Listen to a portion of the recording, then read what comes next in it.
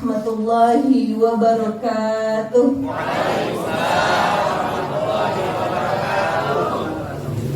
Bismillahirrahmanirrahim.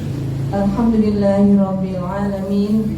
Hamdan katsiran thayyiban mubarakan fi kama yuhibbu rabbuna wa yarda. Asyhadu an la ilaha illallah wa asyhadu anna Muhammadan abduhu wa rasuluhu la nabiyya ba'da. Allahumma salli ala sayyidina Muhammad wa ala ali sayyidina Muhammad.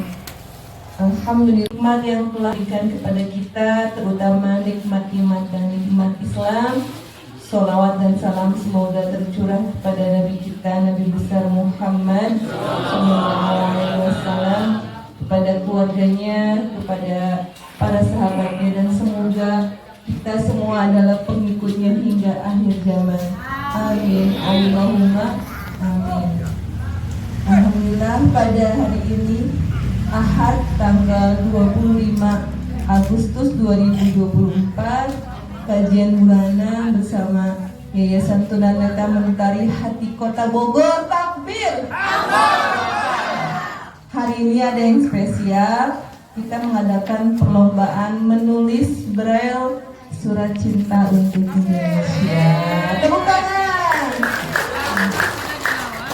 Semoga ini bisa sampai kepada pemimpin nanti kita yang baru ya, Bapak Presiden Prabowo ya. Ya, kita sampaikan surat ini untuk Indonesia, untuk pemimpin kita. Semoga menjadi nasihat terbaik. Amin. Allahumma. Kemudian juga kita akan mengadakan perlombaan Hafiz ya, juz 1 dan juz 30. Nah, di sini adalah teman-teman dari hati para penghafal Al-Quran. Masya Allah. Nanti juga akan ada lomba menulis doa. Doa apa ya? Nah, doa yang nanti akan bisa diamalkan oleh kita semua. Doa ini sesuai dengan tema kita hari ini adalah mencintai Allah dan dicintai Allah. Mau? Ini kok suaranya kecil? Mau dicintai Allah? Nah, biar kita juga berdoa. Nanti ada doanya ya. Doa mencintai Allah dan dicintai Allah. Masya Allah. Nah, itu beberapa rangkaian lomba pada hari ini sebagai bentuk apresiasi kita ya untuk kemerdekaan Indonesia. Berapa tahun sekarang Indonesia merdeka? Ya, 79 tahun adalah jika kita digambarkan bahwa Indonesia adalah manusia ya. Usianya usia apa ini? Jelita tua. Usia renta ya. Usia renta 79 itu usia lansia ya. Usia yang tua, usia yang renta, yang harusnya usia-usia itu hanya fokus ibadah ya Bapak Ibu ya.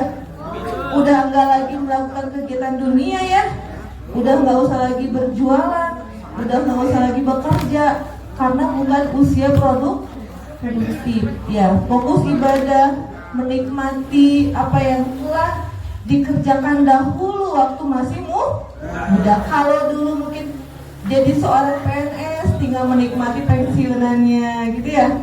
Dulu seorang pengusaha tinggal menikmati hasilnya. Tapi kenyataannya apakah seperti itu? Belum ya. Indonesia sudah tua tapi ya. Masya Allah ya. Kita doakan semoga negeri kita Indonesia kedepannya bisa lebih baik lagi. Dan harapan kita tentunya yang terbesar adalah negara kita bisa mau dipimpin oleh seorang pemimpin yang taat kepada Allah Subhanahu wa Ta'ala, dan tentunya nantinya akan menerapkan aturan-aturan yang telah Allah berikan, yaitu berupa Al-Quran dan Sunnah ya. Karena ada dua wasiat dari Nabi kita Nabi Muhammad SAW, itu Al-Quran dan Sunnah yang harus dipegang.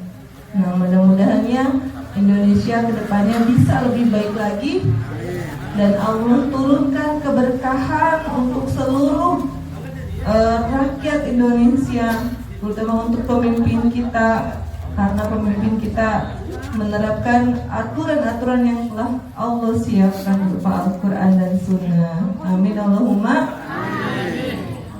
Ya, sedikit lagi dari saya pribadi mengingatkan untuk diri saya sendiri bahwa apapun yang kita lakukan semua harus ada tujuannya.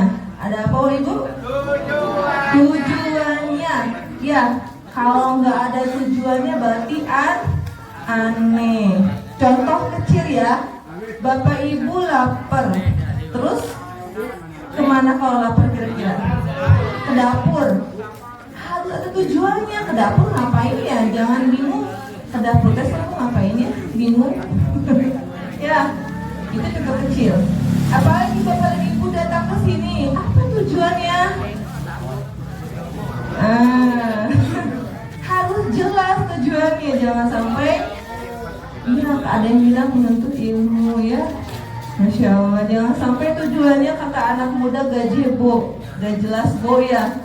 Nah, nauzubillahimin jalim. Dan setiap perbuatan kita ini harus memiliki nilai. Memiliki apa? Nilai. Ya, ada 3 nilai itu ya, Bapak Ibu. Yang pertama nilai materi, ya. Yang kedua nilai kemanusiaan. Kemudian yang ketiga nilai ibadah ruhiyah, ya. Dan untuk ruhiyah ini sendiri tidak boleh dicampur adukan oleh nilai materi ataupun nilai kemanusiaan. Harus fokus. Tapi kalau nilai materi dan nilai kemanusiaan akan sempurna bila digabungkan dengan nilai ruhiyah. Ngomongin apa sih teh ya?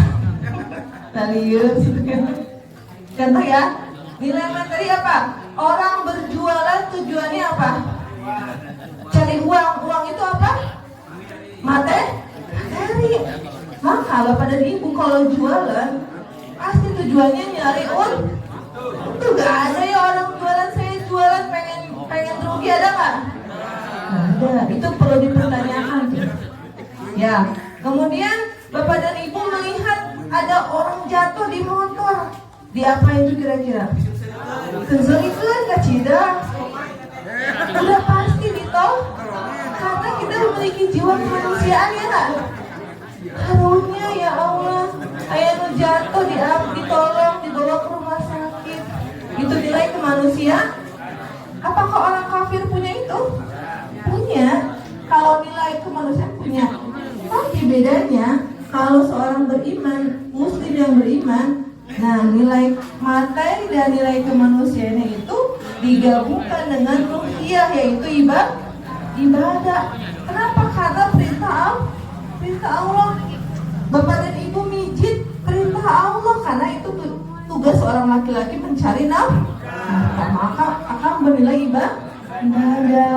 Kenapa Bapak Ibu nolongin orang yang jatuh?